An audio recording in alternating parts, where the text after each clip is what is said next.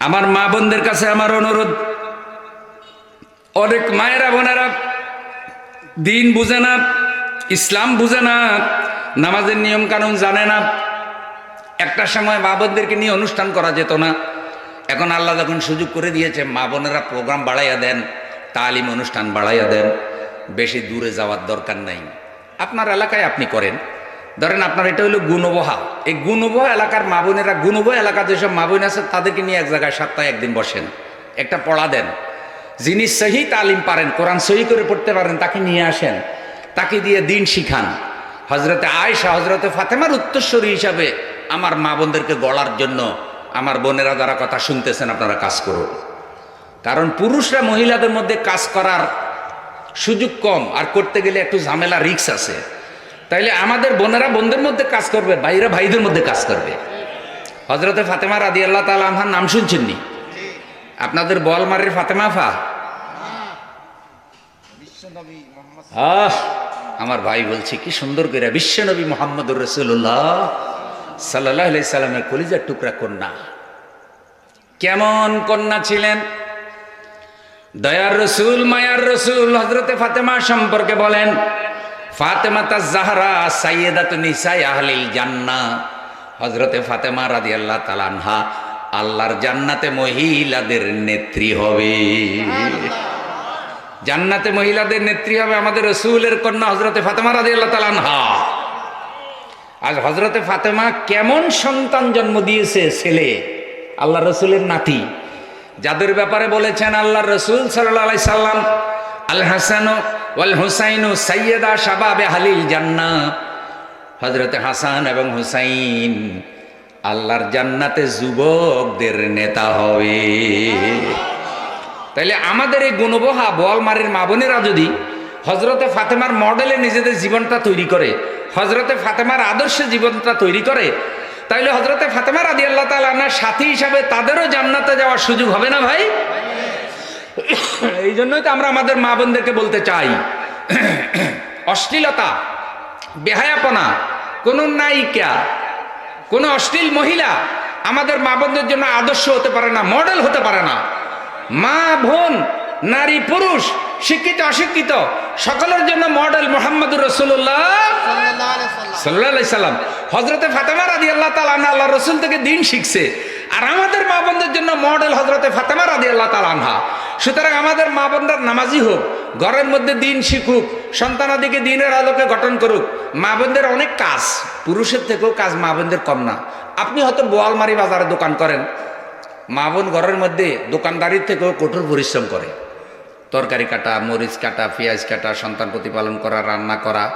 এই রান্নাঘরে আর ঘরে কয় বাজে দৌড়াদৌড়ি হয়, লম্বা করলে দেখবেন কত কিলোমিটার হয়, কথা বল না। লাকড়ি চুলে দিয়ে যে মা বোনেরা রাঁধে তাদের তো আরো কষ্ট। এসব কইয়া মা বোনদের জান্নাতে যাওয়া আল্লাহ রসুল সহজ বলছে, সুবহানাল্লাহ।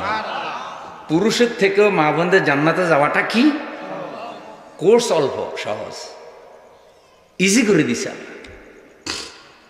এই জন্য আমার বোনদের কাছে আমার অনুরোধ, যত পরিশ্রমই করেন না কেন নামাজের সময় নামাজটা পড়ে ফেলবেন।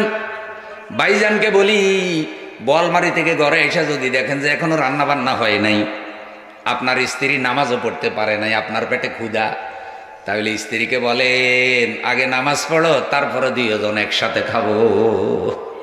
দুইজন একসাথে খাওয়া, একসাথে শোয়া, একসাথে চলা, এটা রাসূল সাল্লাল্লাহু আলাইহি সাল্লামের সুন্নাহ। সুবহানাল্লাহ। আমরা দুইজন একসাথে খামো কই? একজন তো বোয়ালমারি খাইয়ে ফেলেছে, পেট পুরা লোড করে ফেলেছে, আর এখান দিয়ে হয়তো ভাবি ঘরে বসে রয়েছে, আসার পরে আসেন একসাথে খাই, আপনারা নিয়ে তো একসাথে খামো বসে রয়েছি। কয় আমি তো আগেই ফ্যাটের মধ্যে লোড করে ফেলেছি বোয়ালমারি। এই জন্য অনুরোধ করি একসাথে খাওয়া। ধরেন আপনি একবার নাস্তা করছেন, কথার কথা বোয়ালমারে আপনি নাস্তা করলেন, যা নাস্তা করছেন সেটা আপনি আপনার স্ত্রীর জন্য নিয়ে আসেন। রাসূল সাল্লাল্লাহু আলাইহি সাল্লাম বলছে তুমি যেমন খাও তোমার স্ত্রীকে তেমন খাওয়াও। সুবহানাল্লাহ বলবেন না? হ্যাঁ।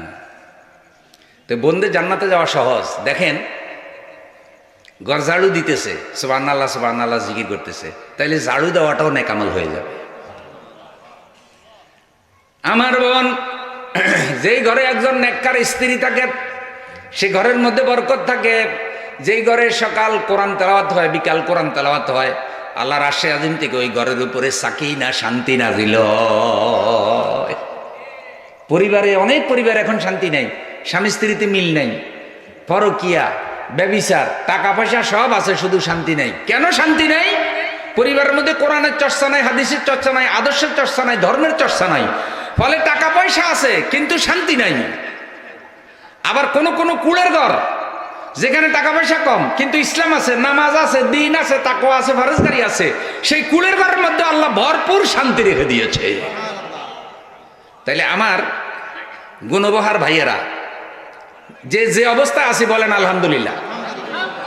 তাহলে আমাদের ঘরগুলোর মধ্যে আমাদের বোনদেরকে নিয়েই আমরা দিন চর্চা করতে চাই। আমাদের বোনেরা কোরআনের আদর্শে আদর্শবান হোক, এটা চান কি চান না? যুগে যুগে ইসলাম বিজয়ের জন্য মহিলারাও দায়িত্ব পালন করছে। কোন মহিলা দিন বিজয়ের ব্যাপারে পিছনে ছিল না, যার যেভাবে দায়িত্ব পালন করার দরকার সেভাবে করেছে মহিলারা। আমাদের দেশে মহিলারা এত বছর রাজ্য চালাইছে, আরে 22-23 বছর। আমাকে রাষ্ট্রের বড় হুজুর মহিলা, ছোট হুজুর মহিলা, সংসদের বড় হুজুর কি সৌদি আরব গেলে লজ্জা কথা বলতে পারতাম না। হজ করতে গেলে যখন বাসে উঠি, সৌদি জিজ্ঞাসা করে তোমার দেশ? বাংলাদেশ।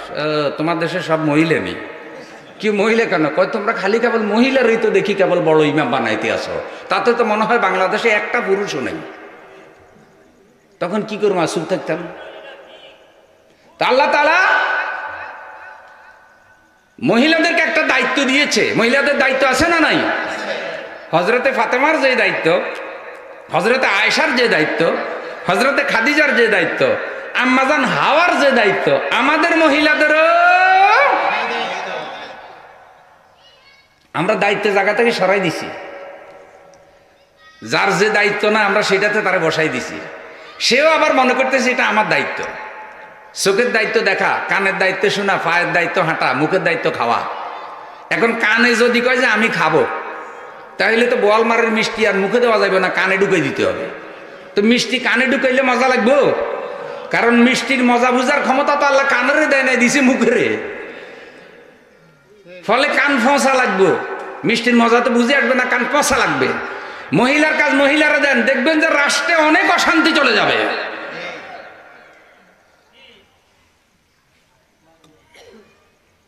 মহিলা পুরুষ আলাদা কিছু না তো, একই সত্তা।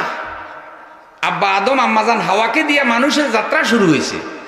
যখন থেকে আল্লাহ আদম বানাইছে তখন থেকে কারে বানাইছে? হাওয়াও তো বানাইছে। আদম জান্নাতে, হাওয়াও তো জান্নাতে। তা আদম আলাইহিস সালাম তো আম্মাজান হাওয়ারে দিয়ে কিছু কাজ করাইছে, হাওয়াকে দিয়া, হাওয়া শব্দটা। রাসূল সাল্লাল্লাহু আলাইহি সাল্লাম তার স্ত্রীকে দিয়ে কিছু কাজ করাইছে।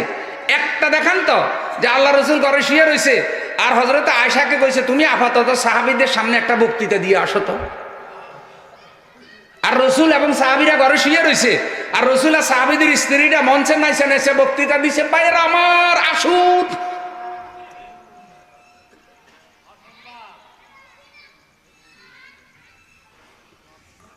আল্লাহ আমাদেরকে দ্বীনের পথে ফিরে আসার তৌফিক দাও। তাহলে মা বোনদের কি দায়িত্ব, এটা আমরা নেব কোরআন থেকে, হাদিস থেকে। বলেন ইনশাআল্লাহ। কি শিখাতে হবে? কোরআন। আর দিন বিজয়ের জন্য মা বোনদেরকে কাজ করতে হবে। মনে রাখবেন, ইসলামের শত্রুরা মহিলাদেরকে ইসলামের বিরুদ্ধে বুঝায় যে ইসলাম প্রতিষ্ঠিত হইলে তোমাদেরকে পলিথিনের প্যাকেটে ঢুকাই ফেলবে, হুজুরেরা বোরকা ফরাই দিবে, হাত মোজা ফরাই দিবে, ফা মোজা ফরাই, একেবারে তোমাদের স্বাধীনতা নষ্ট করে তোমাদেরকে কবরস্থান বানিয়ে ফেলাবে। কত অপপ্রচার যে করে। অথচ যেসব বোনেরা হিজাব পরে গিয়ে দেখেন আল্লাহ তাআলা তাদেরকে কতটা প্রশান্তিতে রেখেছে। সুবহানাল্লাহ। হিজাব হলো প্রশান্তির পোশাক। হিজাব পরে বোনেরা বিমান চালাচ্ছে। শুনেন, আমি পাইকারি দরে মেয়েদের চাকরি বিরোধিতা করি না। কোনো মেয়ের যদি যোগ্যতা থাকে, দরকার হয়, তাহলে করবে। স্বামী নাই বা অসল, সীমিত আকারে মেয়েরা চাকরি করতে পারে, মেয়ে পাইলট হতে পারে, মেয়ে বিমান চালাতে পারে, মেয়ে শিক্ষিকা হতে পারে যদি দরকার হয়। কিন্তু অবশ্যই আল্লাহর ফরজ বিধান পর্দা মেনে। কথা বল না, কি মাইনা? তাই বলে মহিলাদেরকে দিয়ে ফুটবল খেলানো যায় জীবনে? বা পুরুষেরা বসে বসে মহিলাকে ফুটবল খেলা চায়, খাড়া বেয়াদব। হাফ প্যান্ট পরে মহিলাটা হয়ে দিছে খেলো, হেতের কাছে মজা লাগে। জালিম।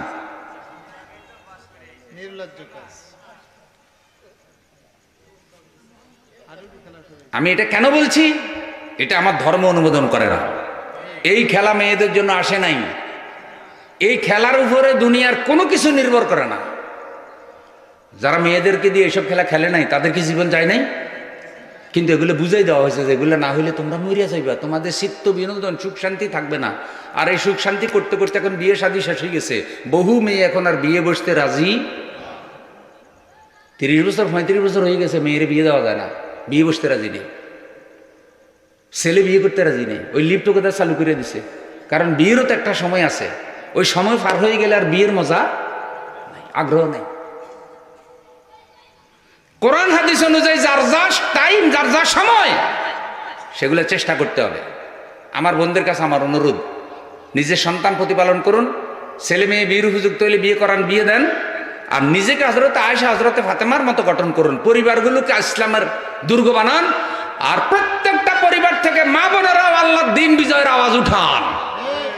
কোটি টাকা দিয়েও মা বোনদেরকে আর কিনা যাবে না। সবাই মিলে ঐক্যবদ্ধ ভাবে আল্লাহর কোরআনের পক্ষে ভোট দেব, সমর্থন দেব। আমরা কি রাজি?